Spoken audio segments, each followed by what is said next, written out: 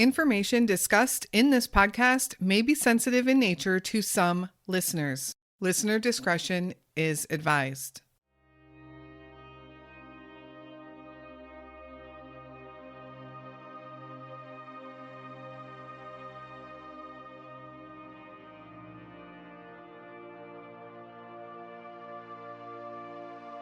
In May of 2018, 70-year-old Bonnie Lena Gitto vanished from a quiet Greenville, North Carolina neighborhood under circumstances that remain deeply troubling to this day.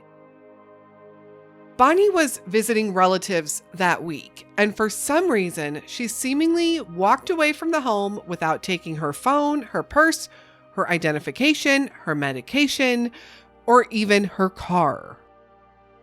Since that time, there has been no confirmed sighting, there's no digital trail, and there's no clear explanation for why she left or where she may have gone.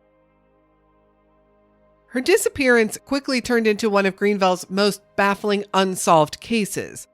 Investigators will describe the situation as highly unusual, emphasizing that Bonnie left behind every essential personal belonging, making it extremely difficult to understand whether she left intentionally, whether she wandered off in distress, or maybe she even encountered danger.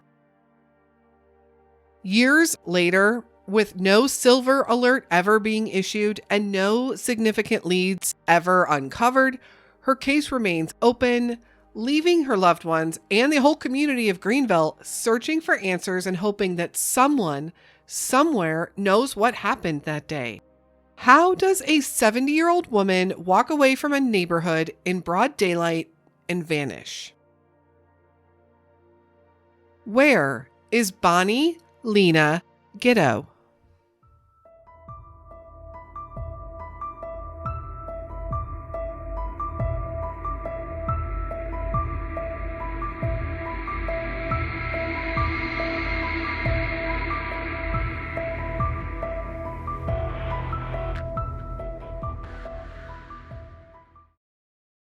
Bonnie Lena Gitto was 70 years old when she disappeared.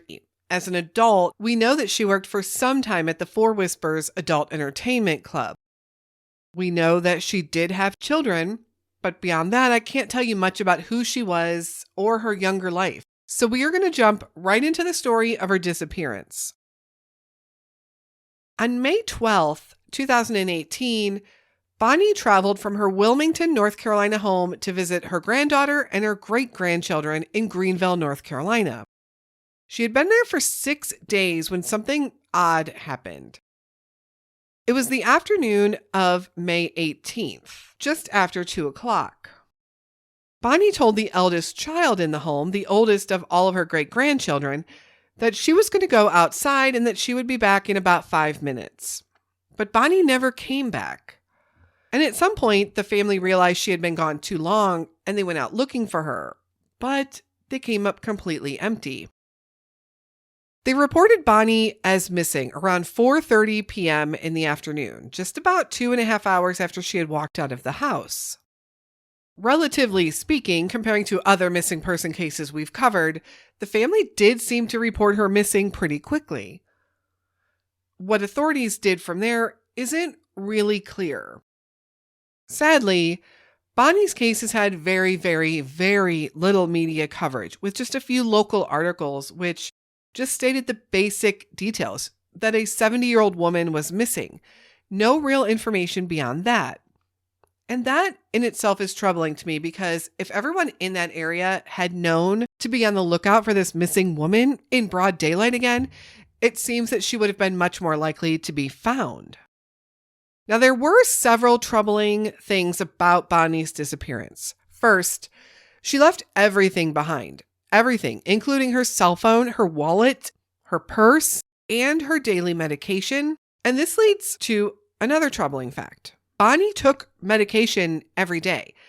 It was noted that Bonnie suffered from bipolar disorder, and the medication that she took was likely due to that, as there were no other ailments ever listed or mentioned. But regardless, Bonnie took daily meds, and she left the home that day without them. Another troubling fact was how Bonnie left the home. Her family said that she never went anywhere without a full face of makeup. And on that day when she left, she wasn't wearing any makeup and her hair wasn't done.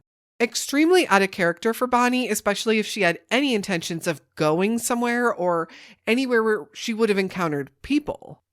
And while that might not be troubling for most people, for someone like Bonnie, who was never, ever seen outside the home without her makeup and her hair being completely done, this was alarming.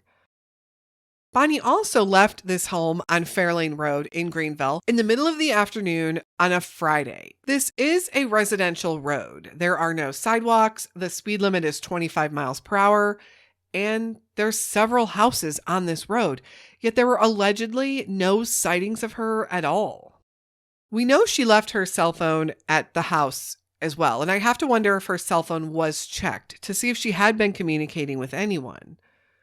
But if she had planned on leaving and maybe she was getting picked up, it still seems odd that she would have left her purse behind and, of course, left without her makeup being done. It seems maybe more likely that she was having some type of mental health episode, perhaps something dealing with her bipolar diagnosis, and for some reason she left the home unplanned, perhaps becoming confused and lost shortly after she did so. Now, Bonnie had not shown any signs of dementia, at least it had been reported, but I suppose it's possible. Did she walk off into one of the wooded areas nearby and maybe succumb to the elements? Did someone pick her up, someone with nefarious intentions? Or did someone pick her up to take her somewhere else where Bonnie received help but couldn't tell anyone her identity, or maybe wouldn't tell? The area where she vanished was a residential neighborhood, and there were highways running on each side. Also, according to Google Maps, it looks like there are several small ponds nearby, but I have trouble thinking that she wandered into a pond and fell in broad daylight without someone seeing her. Of course, she could have wandered off into one of the wooded areas. It does look like there's some small patches of thick woods where maybe she could have remained until nightfall. But again, why? Bonnie took nothing with her when she left the house, leaving her family to believe that she must have intended to come back. She must have intended to return, but something prevented her from doing so. But what is that something? Foul play, an accident, a mental health episode? And we know Bonnie had been diagnosed with bipolar disorder, and she was taking medication for it. However, there is no documentation of a silver alert ever being issued in her case. The silver alert was established in North Carolina in 2008, 10 years prior, and there are some requirements that have to be met before it can be issued. The program is designed to assist in locating missing adults 60 years or older with a diagnosed cognitive impairment, something like dementia or Alzheimer's, or other mental conditions that could put them at risk. Now, it seems to me that Bonnie should have met those qualifications, although some have said that bipolar disorder does not qualify. And there is no record of a silver alert being issued. If an alert had been put out there, this would have put Bonnie on the radar of all local police departments within North Carolina. She would have been featured on the website and on social media, and she would have been placed on the electronic billboard systems over the North Carolina highways. This would have given so much exposure to Bonnie missing if this had been done right away when she disappeared. Bonnie was visiting Greenville from Wilmington, North Carolina. Greenville is about a 2-hour drive north of Wilmington. Unless she did have some sort of mental break and wasn't thinking clearly, it doesn't make sense that she would try and walk home, as some have insinuated. Especially since she had a car and she left behind her purse, her wallet, and her phone. Her missing person reports do state that she has ties to Rocky Mount, North Carolina. I don't know what those ties are, perhaps relatives or friends, and it's likely that authorities have followed up on all of those. It's important to note that Rocky Mount, North Carolina could be a place of interest in Bonnie's case as well. Rocky Mount is about 40 miles north of Greenville. Now, all of these cities, Rocky Mount, down to Greenville, down to Wilmington, are all located on the eastern side of the state. Now, there is such little information on Bonnie's case. There isn't any rabbit hole to even fall down. There's no rabbit hole on social media. There's no Reddit thread. And even on Web Sleuths, her discussion is extremely short. There's just nothing beyond the straight facts listed in her missing person file. So it's also really hard to speculate on theories without any known information. And because family members have been very quiet on Bonnie, we don't have any interviews and we don't know much about her personality. We don't know what she may have been doing that day, what the family dynamics were. Did she often go visit in Greenville? It seems to me that Bonnie either, number one, left on foot on her own, and then something happened quickly or very shortly after she left. She either met with foul play or encountered some danger on her own, such as becoming lost in the woods. And I do want to mention, this is a city. The immediate vicinity of her last known location is residential and small business. There are very small, thick patches of woods, however. Or number two, did Bonnie have plans for that day for someone to pick her up? This would explain how she could have walked outside and vanished so quickly. My only issue with this is that she left behind her cell phone, so I'm sure that would have been checked. Had she been making plans to meet up with anybody, likely there would have been some kind of record of that. Also, she left without her makeup, which is a fact that is mentioned often by her family as being a very bizarre thing for Bonnie to do.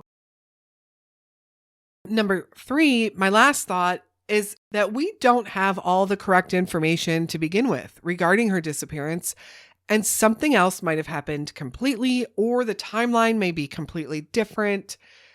Information has either been incorrectly delivered to law enforcement, or somehow along the way, not all of the correct information has been reported. Because it's just hard to imagine this 70-year-old woman walked out of a house telling a child she'd be back in 5 minutes. It was the middle of the afternoon in a residential neighborhood, and then she just up and vanishes. What do you think happened to Bonnie Lena Gitto? This woman deserves to be brought home. Bonnie is described as a Caucasian female, standing about 5 foot tall and weighing around 150 pounds when she was last seen on May 18th of 2018. She was 70 years old.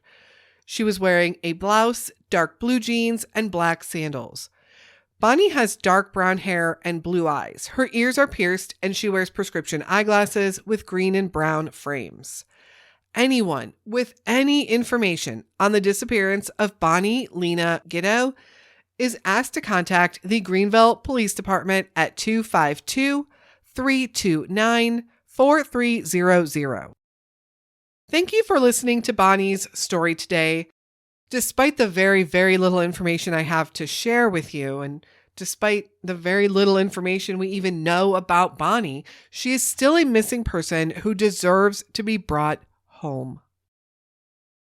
That being said, researching her story was tough. She does have a listing with NamUs. She is on the Charlie Project.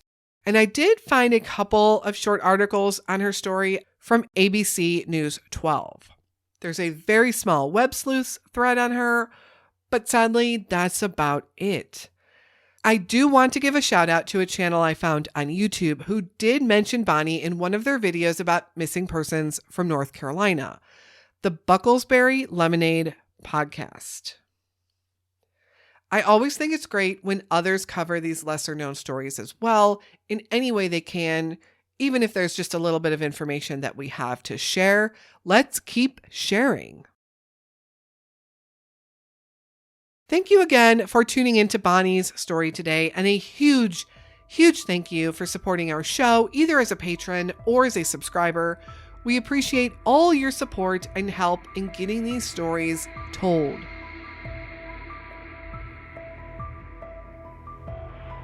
We will be back again very soon with another unsolved missing persons story. And until then, stay safe and hug your loved ones.